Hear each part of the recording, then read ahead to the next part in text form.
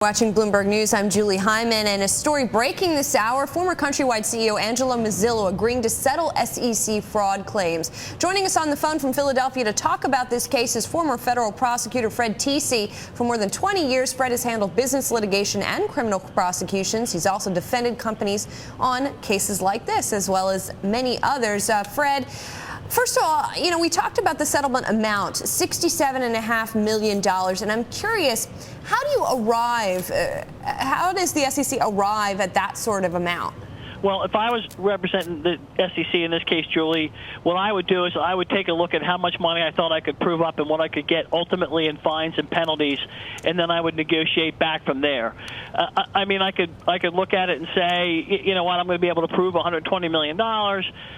You know what, but I got a 1 in 5 chance or a 1 in 2 chance, and so at the end of the day, I'd rather take the $65 million I could get now and not risk going forward with a jury. And I'm curious, is there, I don't suppose legally there can be an intent to try and bankrupt someone in a case like this? Do they consider how much money the subject, in this case Mozilo, has access to? Well, the answer is that you may be able to. This was a civil action, and it involves fraud, allegations of fraud. And in any civil case, when you're talking about fraud, you can also include punitive damages. And as a result of, when you look at punitive damages, one of the things that the jury can consider is the net worth of the defendant. Now, if it turns out that Mozilo got all of his money from the fraud, if he ultimately gets bankrupted by it, then that would be too bad and too sad. Yep. Fred, what is the significance that Mr. Mozilo did not admit any wrongdoing, or does that even matter at this point? Well, you know what, Mark? It does matter for a couple reasons, which I'll get into in a minute.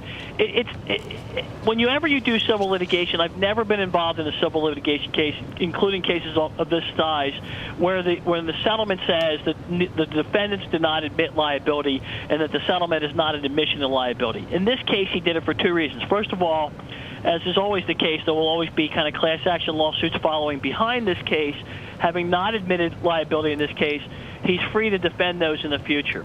Secondly, there's allegations of an ongoing criminal investigation involving the same types of facts. Now, the fact that he didn't admit liability in this case will have no bearing in the criminal case, and is really not an admission that he's innocent. So at that point, then, does that lack of admission somewhat insulate him going forward?